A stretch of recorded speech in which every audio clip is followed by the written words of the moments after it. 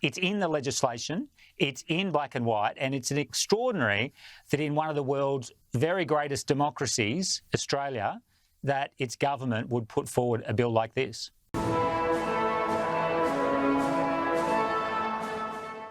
Now, if we have learned one thing from the past 5 or so years, it is that governments always tell the truth and never, ever try to manipulate information to advance their own agendas.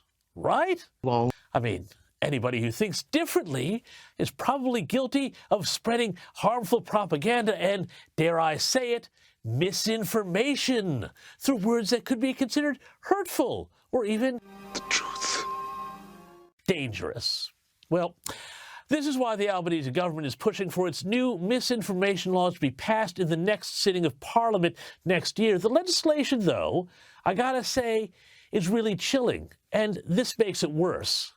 A letter has been unearthed by a Freedom of Information request that found Communications Minister Michelle Rowland demand that the PM grant her the power to direct the powerful Australian Communications and Media Authority to be able to, quote-unquote, commence investigations into Australians who supposedly spread the truth.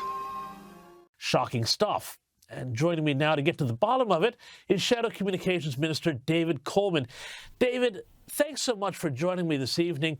Tell me about these documents. It sounds to me like the Minister of the Day, whoever that is, could sick a massive communications bureaucracy on their political opponents based on a charge of misinformation. That's right, James, they could.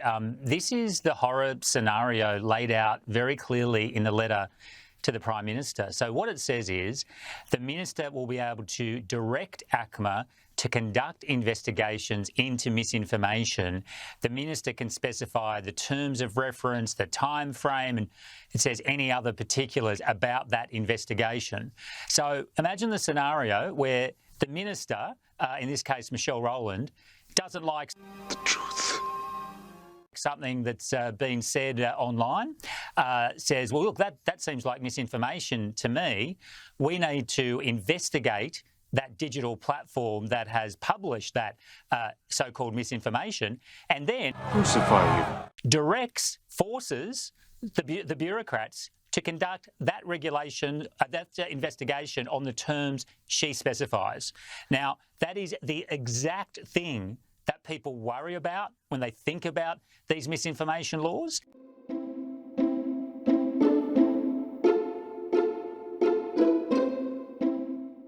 And what this letter says is that's what's going to happen if these laws come into being.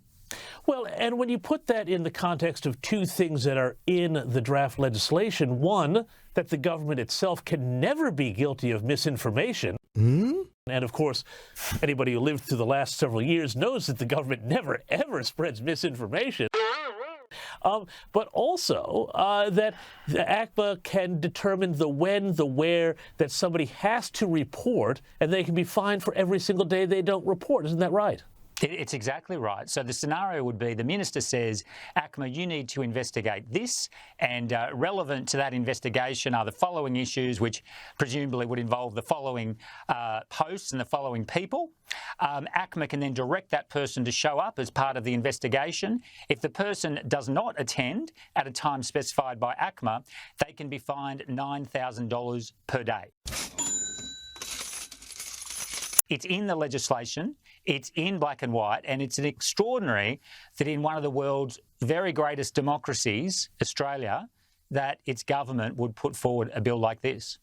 And David, tell me, it all seems very loose, this idea of what misinformation is. I mean, first of all, it seems like you're almost criminalizing being wrong. Penny Wong. Which can happen in a democracy where you have free speech and ideas get tested back and forth. But really, isn't misinformation now whatever the government of the day, be they the coalition, be they Labour, be they whomever, just decides they don't like? Yeah, well, all the legislation says, James, is that it's an unintentionally misleading statement. Now, think about that. Every day, Australians would make thousands of statements which are unintentionally misleading. And secondly, that it causes so-called serious harm. But serious harm is so broadly defined as to include things like harm to the environment or harm to the economy or a section of the economy. So you're right. I mean, it's effectively whatever the government of the day says it is. And we now know that it's not just the bureaucrats, it's the minister, the elected politician who can dictate the terms of those investigations. It's very troubling. And a really important point here, James. Now, we found out about this through a Freedom of Information application. The government released more than 30 pages of documents describing the misinformation bill when it came out. And this issue, the minister's power to direct investigations, is mentioned nowhere at all. So not only do we have the power that we've unearthed, but we also have the government failing to mention it for the past 6 months. That's my style. I hope you've noticed that.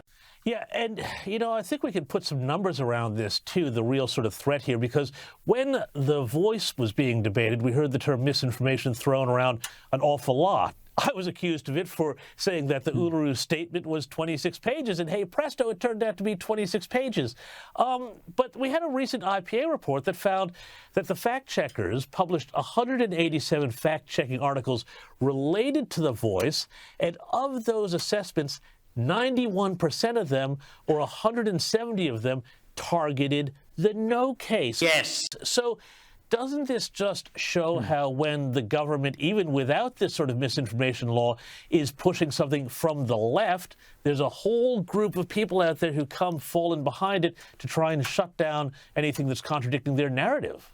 Yes, I think that's exactly right, James. And the Voice is a good example to raise, because if the Voice debate had occurred after these laws come in, we now know that the minister can direct an investigation at any time into misinformation issues. So would those laws have been used against people arguing the no case in the Voice campaign? Your question is an absurd one.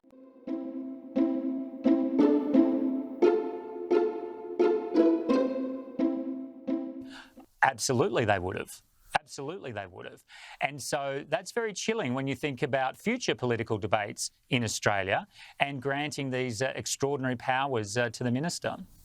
And David, just before I let you go, this bill, when it went up for an exposure draft period in consultation on the Communications Department website, it received thousands and thousands of submissions, including from human rights groups and other bodies, legal outfits, saying, we're pretty uncomfortable with this. Do you think that the government is going to resile from this at all, or are they going to push it through in its current form next year? Your question is an absurd one.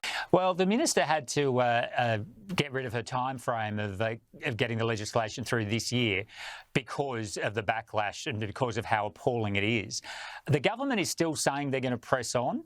And if they press on with a bill that gives the minister the power to order misinformation investigations into basically anything they want, a bill that exempts the government but not critics of the government, a bill that exempts comedians and academics but not everyday Australians, well, they're going to have a massive fight on their hands, James, because this is absolutely wrong for this country, this bill. It should never have been put forward, and we will fight it every step of the way. Our government will continue to listen to people and to communities.